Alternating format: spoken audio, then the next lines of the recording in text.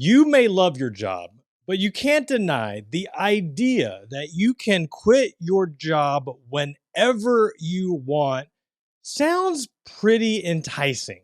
And for those that hate your boss, hate your job, then you know how exciting that is to have that ability, to have that power and freedom to say, I quit. Well, today you are going to meet a couple that was put in a situation that really they shouldn't have been in because they had a boss that didn't quite understand the importance of family. And since I'm a family guy, I can totally relate to this. So when this couple could finally turn in their resignation letter and say, I'm out, it was a good feeling. And when you learn their story, you'll understand why this was such a big deal.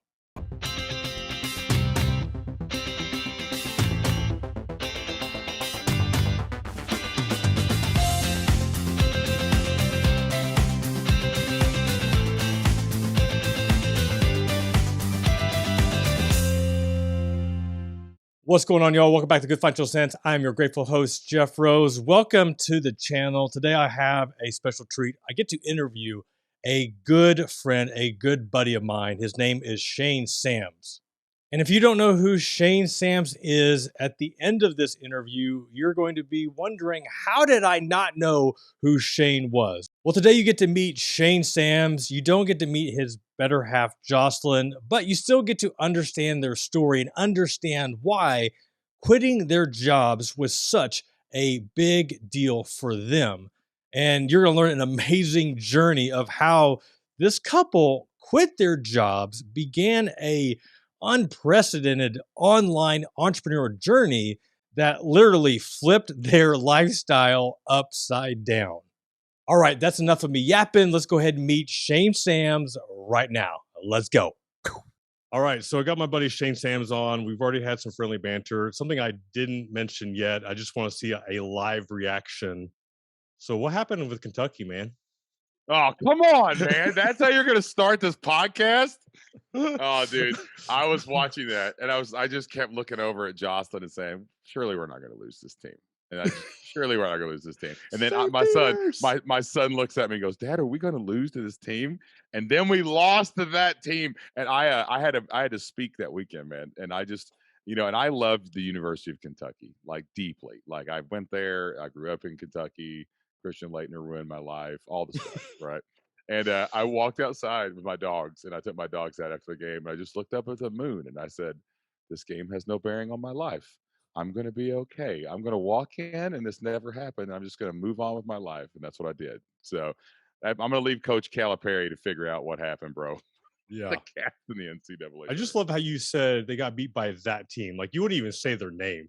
I'm not even going to say their name. I'm not now. They'll never be in another NCAA tournament ever again. So nobody's going to say their name ever again. So funny. I don't know if you knew this, but my oldest son, Parker, he's actually a Kentucky basketball fan. And that didn't come from me. So I don't know if that was inspired by you or just whatever. So he was just like, what the freak is going on? Like, what? I know, man. Yeah, man. It's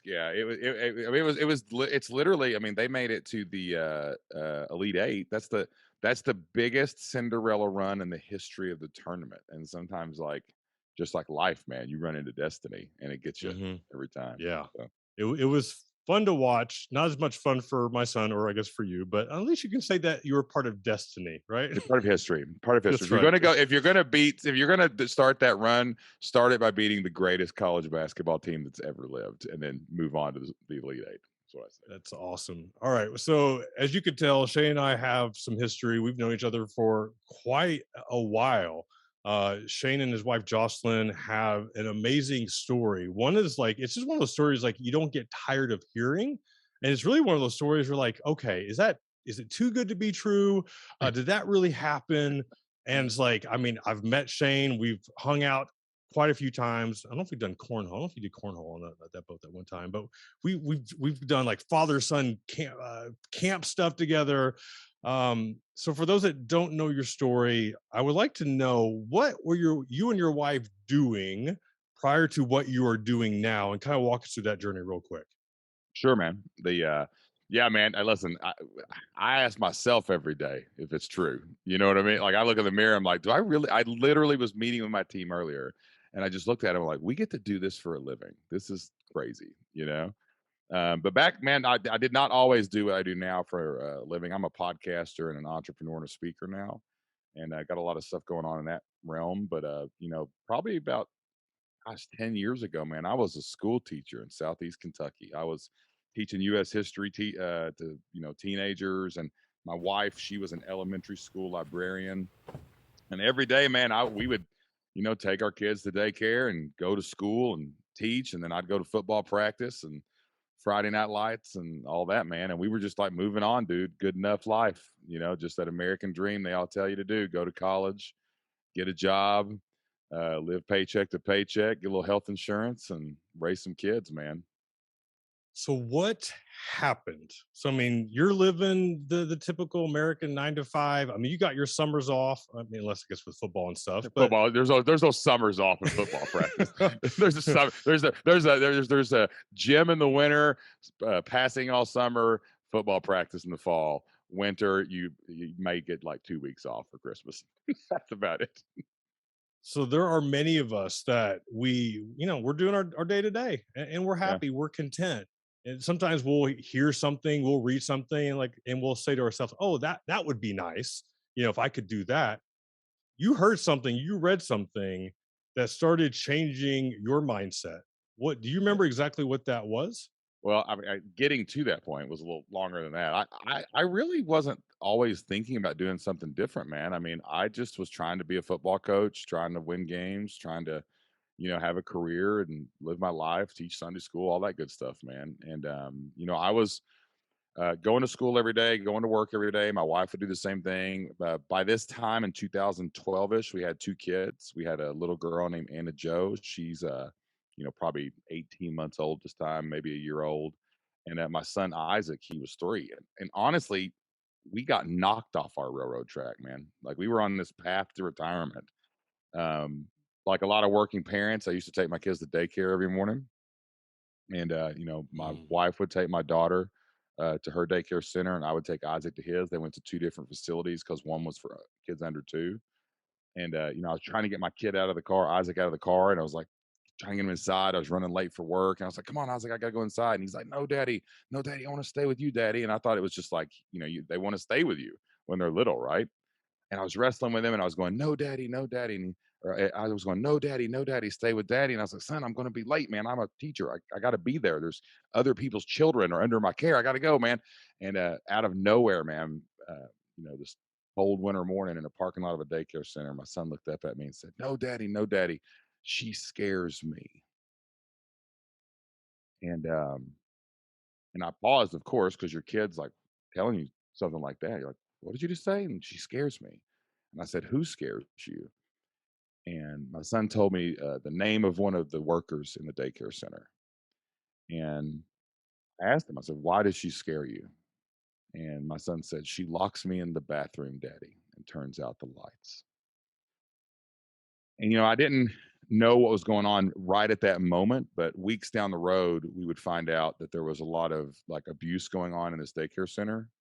Ownership had changed hands and they had hired almost all new people. So it happened so fast that the parents there really didn't know what was going on. And it was a lot of like really, really like dictatorship abuse. Like there was one story in the newspaper where this one child would be thrown on the floor and the lady would put a beanbag chair on him and sit on him and hold him there like most of the day because he wouldn't behave. And we would find out down the road through the investigations that my son's particular form of torture was around potty training accidents. Whenever he would have an accident in his pull up or something, instead of helping him change to punish him, there was a worker there that would lock him in the bathroom and turn out the lights and just leave him in there for what we think may have been hours at a time. We don't even know to this day. Um, but in this moment, I'm in this parking lot and I'm just standing there, and my son's telling me something's wrong, but I can't just go in and burn down the building because of what a 3-year-old said. I'm trying to figure this out, but also like my parent instincts kicking in, going, I can't leave him here. He's clearly scared of someone.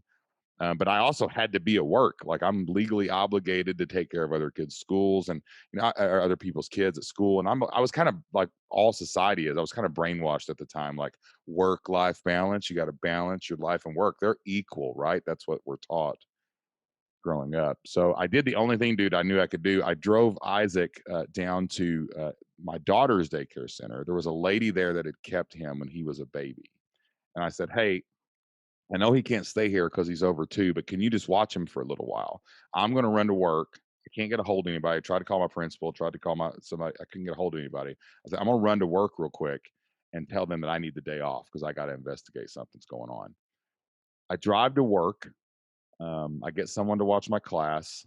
I go down to my principal's office, and the main principal wasn't there, but my assistant principal was. I go into her office. She says, "Sit down, Mr. Sams." I look at her. I tell her exactly what I just told you. This is what my son's told me. I don't know what's going on, but I need you to get me a sub or I need you to watch my class. Something's got to happen because I got to go back to him and figure this out.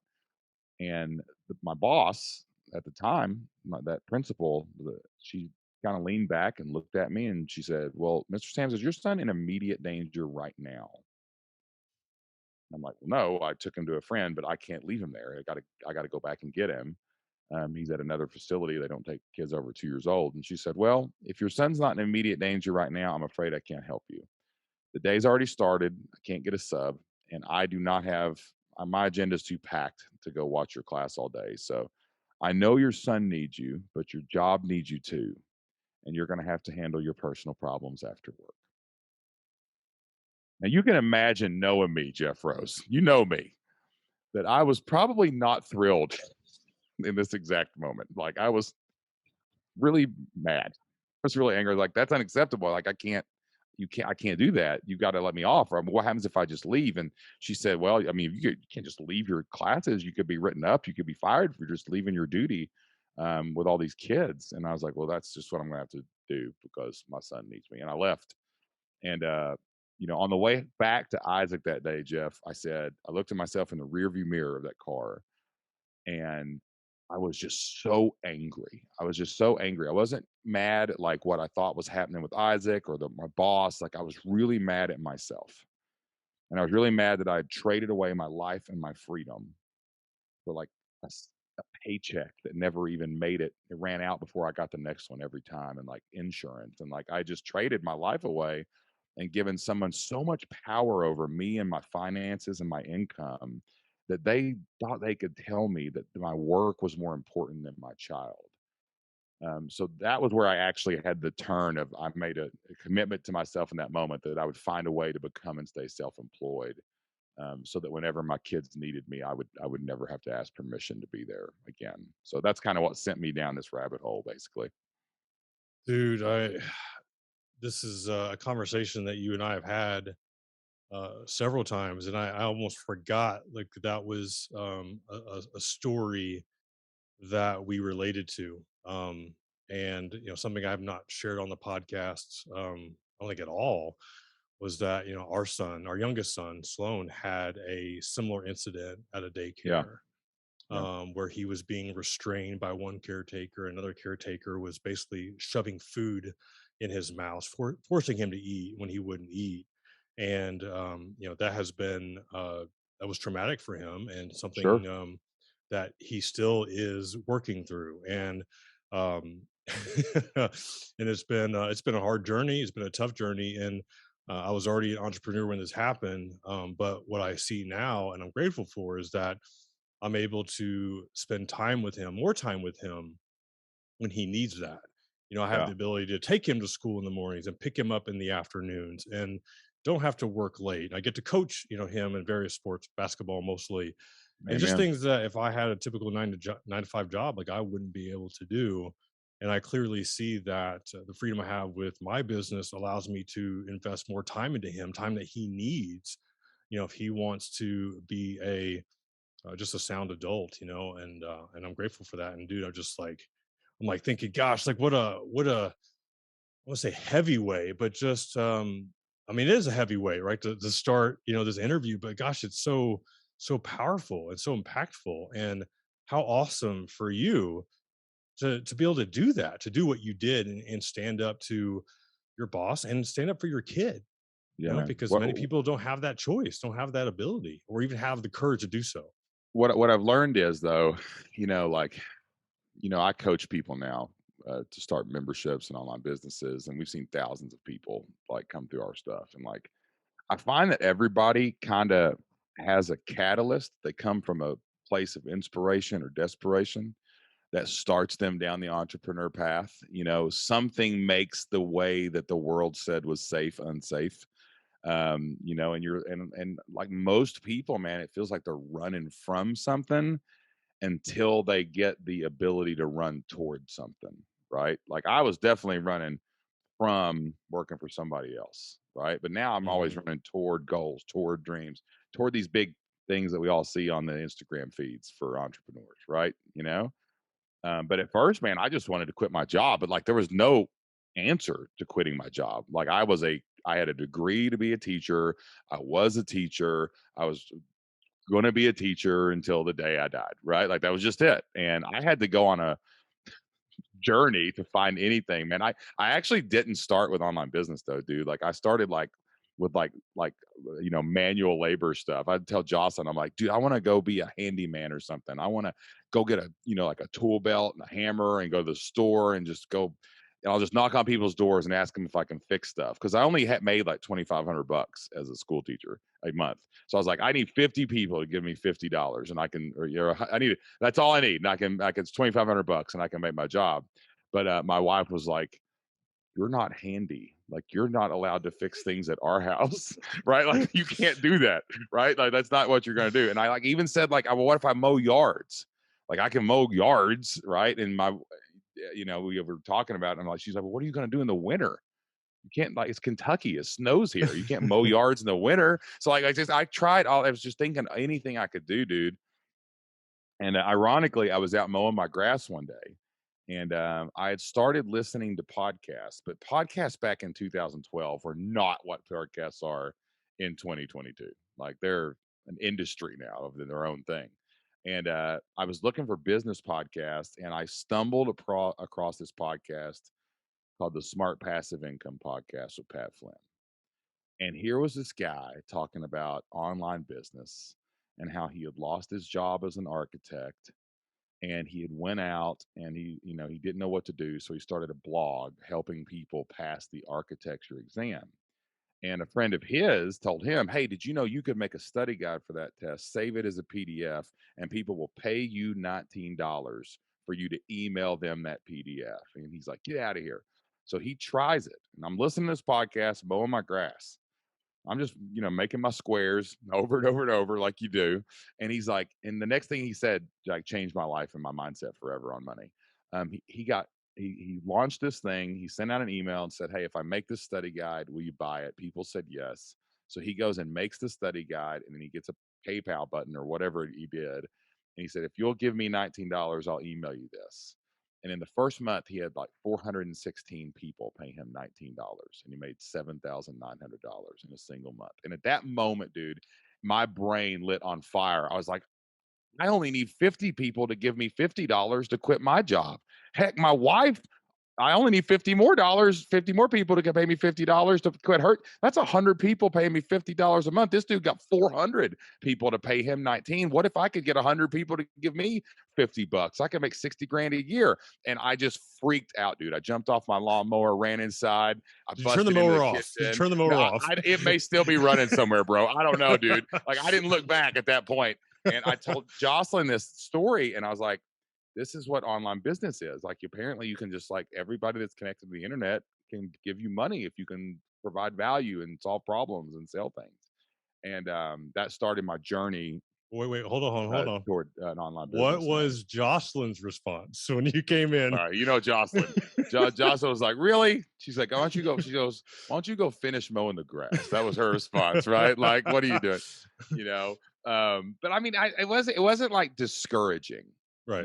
like it wasn't discouraging. She was just like, okay, it sounds like, a scam, but whatever. Like, tell me more about it later, kind of deal. And as we talked about it, and I showed her this and I let her listen in, she really wasn't interested, and she didn't want to get involved, but she kind of just was like, okay, look, I don't believe that dude. I believe you because you're my dude. So if Mhm. you can make money online, I'll get on board and I'll help. But you're gonna have to prove to me all this stuff works, basically. So that was my mission, man, for the next like 6 months was I just have to make some money on the internet. I just gotta prove because your wife is like my wife. When our wives get involved, things probably get better. It's like, like we're the kind of like running forward, championing things, and like they're like, "Look, you have to do X, Y, and Z before you get there, bro. What are you doing? Right. So man, I just made it my mission to prove to her that I can make money online. And I failed dramatically for like 6 straight months, man. I mean, I did nothing but frustrate my wife, man, because I was spending every extra penny we had and every extra minute I had on online business, and it was not working. What is like one of some of the things that you tried that were a crash and burn? Do you remember like some of those Oh yeah. learning lessons? Yeah, man. I had so the first thing I tried to do was I was like, well, where am I in life? And I was like, well, I'm a dad. I got two little kids. They're funny and they break stuff and they make messes. So I was like, that's what I'll do. I'll be a dad blogger. I'll just take pictures of my kids making messes and being funny and write funny stories about it and everyone on earth will follow me and I'll be a dad blogger, right? And apparently nobody cared about my children but me because nobody came to my website, nobody did anything. And then another thing that I did, I tried to start like I was a school teacher, so I started moving in the right direction pretty early. Once you start trying stuff, you get faster at it, right? Like once you learn how to like online business works, websites work, or whatever, you can make them. The first one takes you months, but the second one might take you a month. You know. Mhm. So then I started this website where I tried to put worksheets for U.S. history teachers because I was a history teacher online. But it was crazy the way I did it because I was like, well, what I've got to do is I just want the link there, and I was trying to make money with Google Ads. So I would just surround it. So I had this spammy, terrible website of Google ads around a link in the middle with a sentence that said, "This is an Abraham Lincoln crossword puzzle." So I was hoping that people would find the crossword puzzle and literally accidentally click an ad. I'm not going to lie. That's exactly what I was trying to get them to do at the time. I had no clue what I was doing. And man, nobody came to that site. I mean, it was just like because there was no content. There was no reason for anybody to come to that site to have the chance to accidentally click a Google ad, you Mhm. know? So I go on like months and trying ideas like this, just trying like links, and I'm just trying to make any money online. And dude, I tried so many things and they were failing, and I was spending so much time on this. Like Jocelyn was getting really frustrated and like really mad at me. And I remember one night I was just about ready to quit, dude. I was just so mad. I was looking at how you in the beginning of your entrepreneur journey, you're just refreshing your stats every 30 minutes to see if anybody showed up at your website or clicked something or whatever. Mhm. I was doing that one night and I was checking Google Analytics on the AdSense stuff, and every time I refreshed, it was just a zero, like a goose egg, just like every other night. No clicks, no visitors, no money, no nothing. And I got out of bed, shut my computer, and I was mad. And I went to the bathroom, and I was so like mad at. I just didn't even turn on the lights. I was just standing there brushing my teeth in the dark, and the only light was coming from like Jocelyn's lamp, this little bitty lamp on her screen. So here I am, like half of my face is like lit up, and I'm brushing the other half, and it's just dark in the bathroom, and I just got like really, really super like sad and depressed because I was standing there in this dark bathroom, and it made me think back to what happened to Isaac in that bathroom and like why I had started this journey like months before this. And I just really in that moment felt like I was failing him. And I was failing Jocelyn because I was putting so much time into this. And I just got really frustrated, dude. And I just like right there at the sink, I just prayed. I said, like, God, is this real? Like, is this Flynn guy really telling the truth that he's making money on the internet? Or all these people that I'm following now, are they actually doing this, or are they just trying to get me to do this for some reason? Like, because I've been trying for months and I have not made a dime. I have not made nothing on the internet. So, I'm just kind of at the end of my rope, God, like, which way should I go? Should I keep doing this? Like, do you have something down this road for me? Or was I on the railroad track that I needed to be on? Because I'm at a fork and I just can't do this anymore. I gotta know. So please show me something. Give me a sign. And I finished brushing my teeth, man. And I went back in the bedroom, and I was about to pick up my computer and move it off the bed so I could lay down and go to sleep. And I just had this overwhelming urge, like, to open my computer. I was just like, one more time, one more time. But that's what entrepreneurs do. We check our stats one more time, right? One more time, one more time. I opened the computer, and just like when it came back on, just like before, it was zero. You know what I mean? Hmm. And I hit refresh on the screen, and it goes white. And when it loads back up, where there was a zero before I hit refresh, there was 11 cents. There was a dime and a penny in my AdSense account. And I freaked out. I mean, I jumped up and started screaming like we had just won the national championship at the University of Kentucky, man. I was going bonkers. And Jocelyn's like, it's like past midnight, like, and Jocelyn's freaking out, like, what are you doing? Like, it's like you wake the kids up, quit. And I'm like, no, no, no, look, this is real. I made money online. I got an ad click. I got 11 cents. And I'm like looking at her going, I just told my wife that I made 11 cents on the internet. What? And she thinks I'm crazy. This is like change you find in the parking lot at the grocery store. And but it was funny, man. Like Jocelyn like looked at that and she was like, huh, that's really interesting. Well, what else could we do? And that's what she said. And that's when she got on board and we started working together to build what would become the businesses that, freed us from our jobs. Dude, that's so awesome. That's so awesome. I mean, totally relate to everything about refreshing nonstop. Every time. Uh, I don't remember like what the first dollar amount I saw with Google AdSense. Like what I always tell people, like what I remember the most was actually getting that first check from Google. And it was like Yeah. $152 and some change. And I didn't set up direct deposit because I wanted to get the check. I wanted to get that check from Google, and I got I'll it. take a And paper check now, son. I love paper checks. I love going to cash those things, man. Right? oh, what a great story. And I mean, I love the fact of like all the different things that you tried out. I mean, just to show people like you're it never happens like it's your first idea that ends up working out. No, no. The Um, next two ideas were what really made it work, you and know? those were two different websites. Yep. And I know one of them, but I'm gonna have you just go ahead and name both of them real quick. Yeah. Elementary. So what we did next was Joss and I had like a couple of meetings that week talking about ideas. And we were like, well, we started looking back more at what like Pat and other people were doing. They were taking things they knew and putting them in digital formats like PDFs, courses, or even coaching. Some people were coaching, but they were putting them in formats that people could consume on the internet. And we were like, well, what can we do? Well, I'm a football coach. You're an elementary librarian. And then we started looking at each other going, well, wait a minute. I'm a football coach and you're an elementary librarian. I could make playbooks and I could sell them to football coaches, and you could make lesson plans and sell them to librarians because librarians have to create a lot of lesson plans because they teach first, second, third, fourth, and fifth grade, right? And we were like, do you think people would buy this? And we said, there's only one way to find out. You have to do it and you have to go try. So Jocelyn started a website called elementarylibrarian.com. I started a football playbook site. It was like 353 defense. That was my defense that I ran. And Jocelyn started blogging about being a librarian. And slowly but surely, she was starting to get like a couple hundred clicks a month.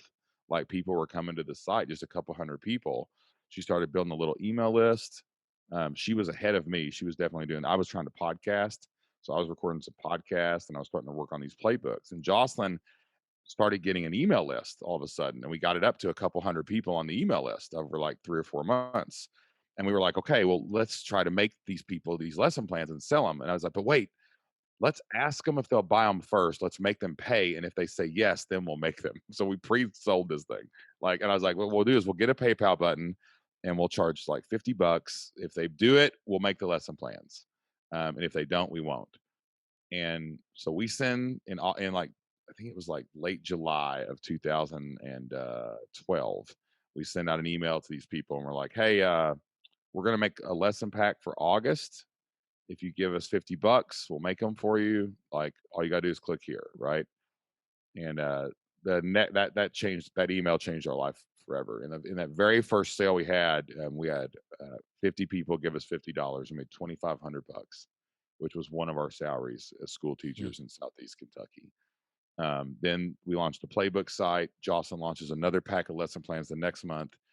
And by November, like Christmas, it was like $5,000 we made in like November of 2012. And it just kept growing and growing, dude. And like the next month went up, the next month went up. In July of 2013, we made $15,000 in a single month online. And in August of 2013, we made $36,000, which was a year's salary for a school teacher in Southeast Wow. Kentucky. What was the big jump? That 15 to 36. You know, it had a lot of to do with market conditions. Like it was like a back to school time. Ah, okay. So Okay. so what was happening before this in 2012, we were literally like selling them and then making them every month. Hmm. So we would in July we would sell, hey, by August, then we'd make them in September. So we just go month after month. Well, by May of 2013, we had the whole year. So when we relaunched in January, we could not only get monthly memberships to join and like join monthly, but we could sell annual plans because we had the whole year ready to go. So like we all of a sudden we from going from like selling a $40 product, you can go from selling a $400 product, right? So Yeah. like we were able as we mark, and also Jocelyn was very consistent blogging. She was building a following on social media. All these things stacked up. Then back to school hit, and we had 2 products done, and we had an actual email list of a couple thousand people this time. So, Okay. like, we did all the things like organically grassroots, and then we got to that point where August just exploded, and that's when we looked at each other and we said, if we can do this part time, what in the world could we do full time? So we quit our jobs on September 27th, 2013. Man, the same office that my boss told me that my son that my work was more important than my son. I was like, your work's not very important to me anymore, and I'm going to get out of here now. So, and yeah, we've been online business owners ever since, man. Ever since. From that $500 month, $2,500 month, up until that $36,000 month, did your any of your coworkers like know what was going on? No, no So way. nobody knew. Okay. Some people knew. We shared it with a few people in our life, but like we didn't really want to make it public. You know what I'm Mhm. saying? At that time, and we weren't. I mean, we didn't even know what was going on, man. It was just going so fast. We were working so Yeah. hard, but no, but it was a shock when we quit our like in a small town in Southeast Kentucky. People don't just quit their jobs in the middle of the school year, you know. So it was Mhm. a total shock, man. And everybody kept going. They were like, "Are you guys getting divorced? Is Shane on drugs? Are you selling drugs? Like they were like everybody's like, are you moving? Like nobody really people couldn't grasp it what was Mhm. happening, and there was no way we could explain it. When we tried to explain it to people, they would always go, "What are you doing?" Or they'd be like, "Why? Why? Why are you doing that?" Like nobody really knew.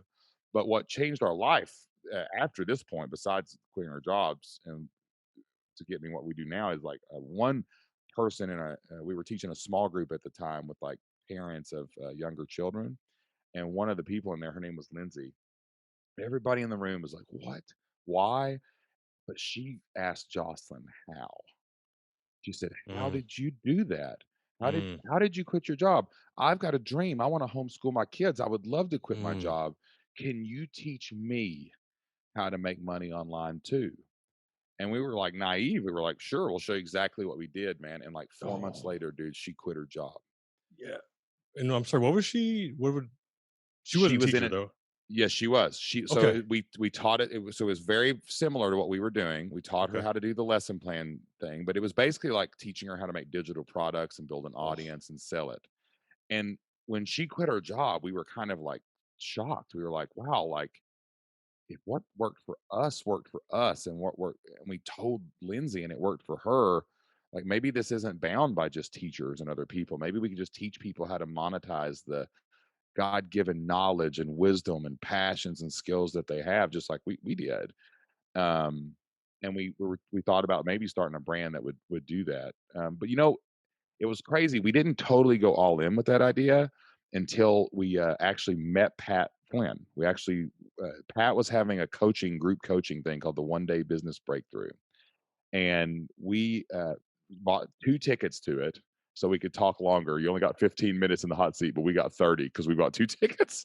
And it was by design. And we flew out there, and Pat and I had talked on email. He knew about our story. We were going to be on his podcast as a kind of testimonial, but it was about a month or 2 down the road from this event. So we went down to meet him in person before the podcast, and we told him about our idea, for this thing we were going to call Flipped Lifestyle. Like, we were going to help real people, like, not 70-hour entrepreneur type people. Like, that's not the people. We were going to help real people in regular jobs who wanted to take control of their lives, start and build a growing online business. We were going to help people get 100 people to pay them $50 a month, make 60 grand a year, help them scale to 120. And if they want to go farther, that's fine. But that was it. We wanted to create, people who were self-employed, and didn't want to do their jobs anymore. And Pat was so supportive and just loved the idea.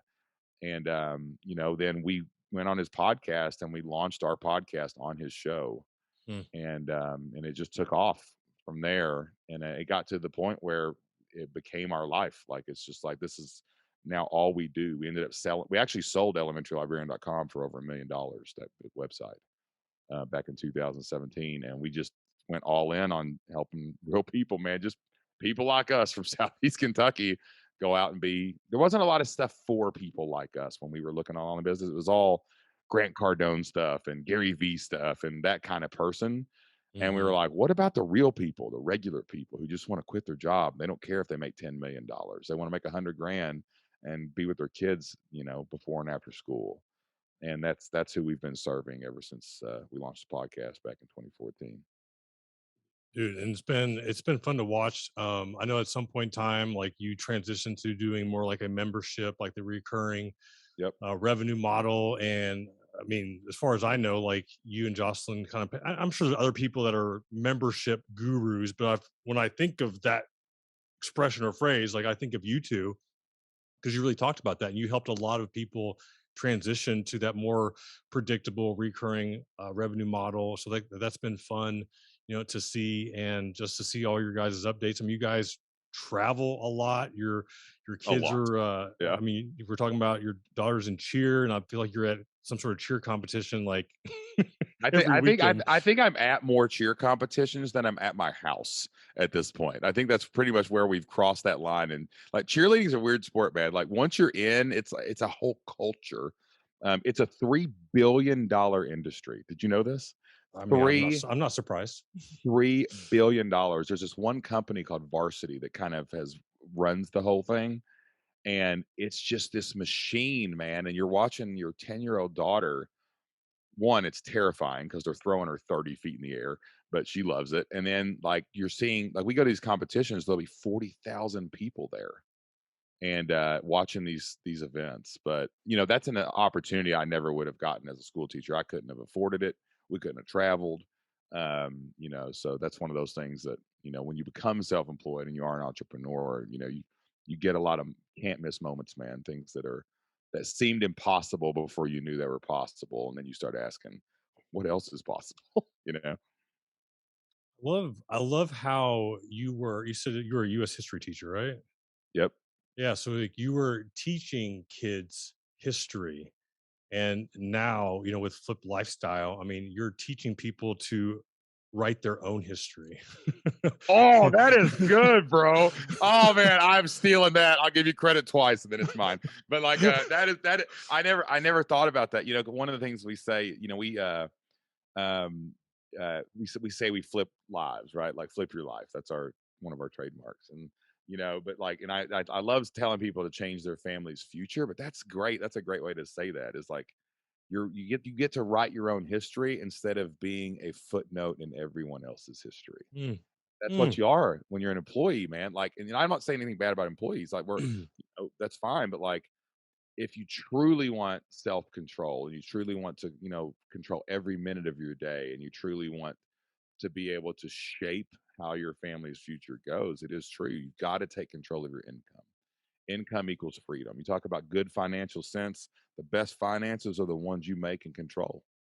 And Mhm. when you do that, even if you have a job, you should have income on the internet on the side, so that if that job lets you go, you've got money. You have total control. If you don't want to do that job anymore, the boss changes, whatever, you've got something going on, man. We're just so big on people take using this powerful thing we have called the internet to make income, and anyone can really get online and do something to improve their financial situation. How many people do you currently have in your community? Like how many, like as of right now, or have gone We, through we've had teachings? in the last, let's see, this is in the last 8 years, we've had 4,000 people come through the Flip Lifestyle community. And we right now we're adding people every week. We're actually like on tour right now. Basically, we've been going around the country. I've been speaking like we'll speak in big stadiums, then we'll have seminars like for a few weeks afterwards, and tell people about Flip Lifestyle, online business, and we're just adding like 20 to 40 people every single weekend, man. So the community is like really growing right now. The crazy things have been happening in the last couple of years when we went after we went all in on the Flip Lifestyle side of the business. Hmm. And yeah, man, we're just like right now we're on a mission. Like, up to this point, as we've grown, we've helped 4,000 families, but my goal is to help 100,000 families. Like, that's my mission. Like, before God takes me home, man, like, can we get 100,000 people through this program and, just see family trees like changed forever, man. So that's Yeah. the goal of Flip Lifestyle right now, dude. And for those that are, listening to this and you're like, well, I'm not a teacher, like you mentioned Lindsay, who's also a teacher, Oh yeah. a mutual friend of ours. I think I met through you, Evan Burse, who is a cartoonist, I believe was his official Artist. title, Yep. artist.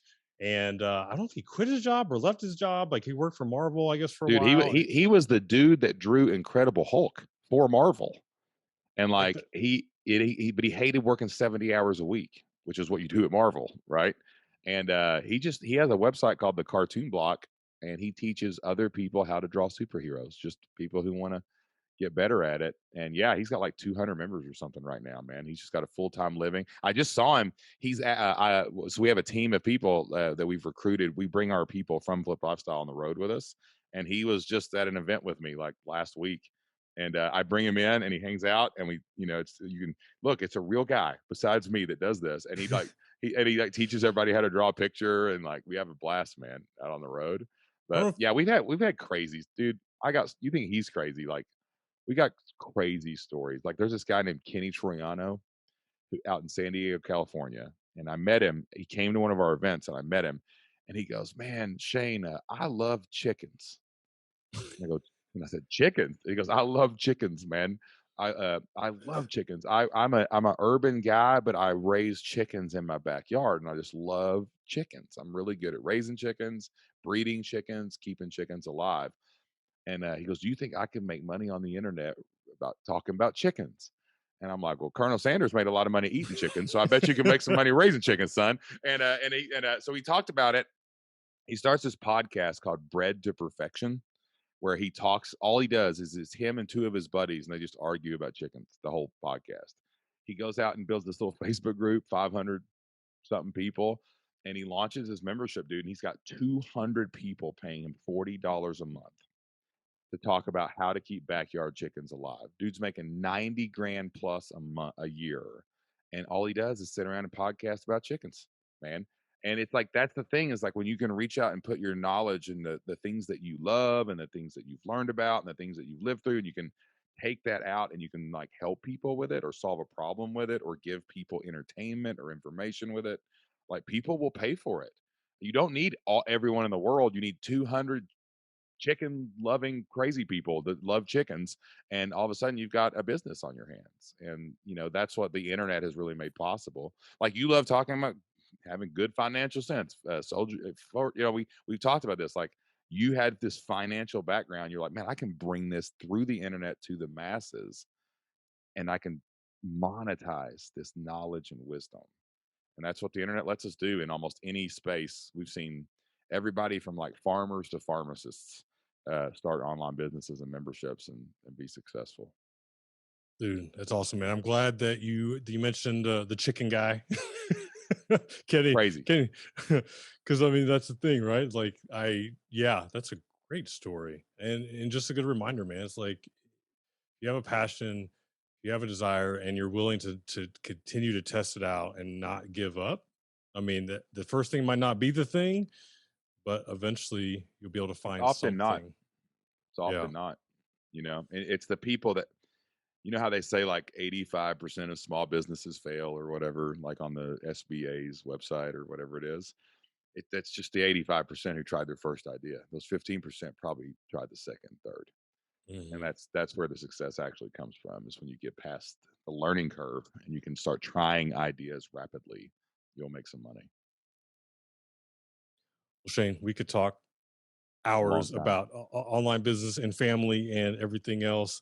I'm glad you shared what you shared, man. It was good to hear some of the stuff I've heard before, but it's always a good reminder. And some of the things, the new things, also been awesome to hear as well. For those that want to know more about what you guys are all about, want to learn more about you, where can people go? Yeah, man. The best place to go is to our podcasts. That's where we talk about online business. I have two podcasts. You're already listening to a podcast, so before you go, make sure you check this out. One of them is called the Shane Sam Show, where I talk to people like Jeff and other experts and authors and entrepreneurs about what they do, so that everybody can get those best practices. But our flagship show is Flipped Lifestyle, the Flipped Lifestyle Podcast, FLIPPED Lifestyle Podcast. And every week, I bring a real student, a real member from our community onto the show. And we talk about all these crazy online businesses. I help them, I coach them live on air. And you get to listen in so that you can learn how to take your idea and make it into an online business as well. So you can check that out at fliplifestyle.com, or just look up our podcast, subscribe, download a few episodes, and see what we do. Yeah, buddy. Appreciate your time, man. Check it out. Especially, I love when you have your people on. I mean, that's some of my favorite episodes because I'm always listening and like, oh yeah, that's good. It's always good to hear like somebody live coaching. So Yeah, definitely check man. those There's episodes like out. I think we're about to cross 600 episodes on that show where we talk to our students. So there's a That's lot of so lot of cool. back catalog you can work your way through, guys. Awesome, man. Thanks again, dude. Thanks, Jeff.